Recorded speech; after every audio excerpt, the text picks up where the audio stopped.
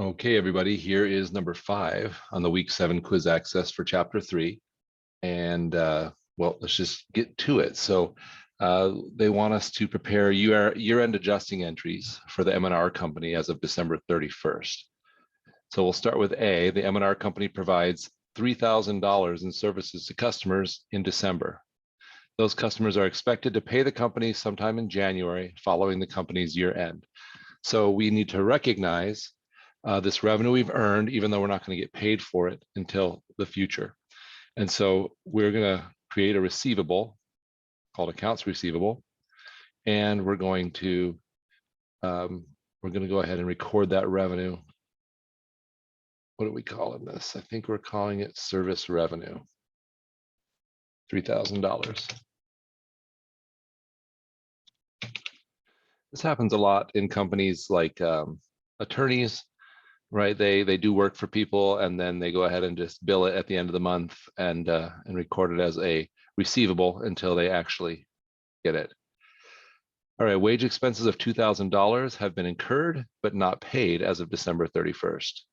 So that adjusting entry is going to look like we have to recognize the expense, so wage expense, and since we haven't paid it yet, we're going to record it as wages payable.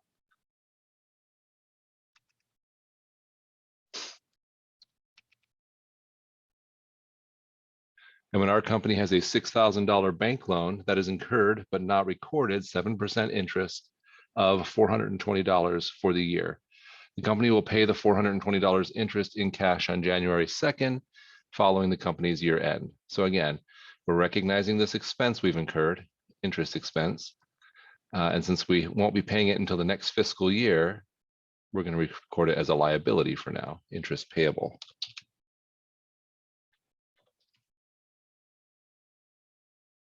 When our company hired a firm that provided lawn services during December for $600. M&R will pay for December lawn services on January 15th. So again, we have this expense. We're going to call it lawn service expense.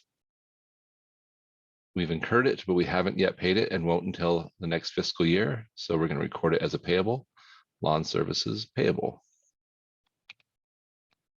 Probably a good size lawn if it's $600 a month to keep it nice.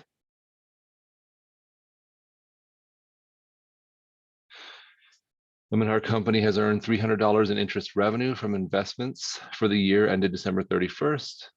The interest revenue will be received on January 15th. So same thing, we've earned it, so we have to record that. So it's going to be interest receivable. And then we're going to record the revenue, interest revenue.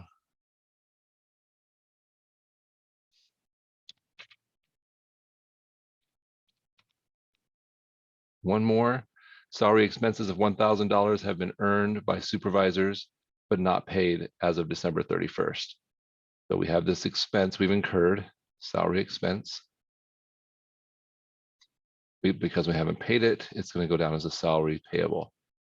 Remember, all of these adjusting entries are just about recognizing when we've incurred an expense or earned revenue this year, and so we need to get it on our books so that our income statement will have the correct revenue and expenses, even though we're not going to get paid or have to pay these things until next year. That's really all we're doing. Let's check my work and make sure I didn't make any mistakes. I very possibly could have, but I didn't on this one, so I'm feeling good about life. And I, again, hope that was helpful to you. And again, if you need additional help, don't be afraid to reach out.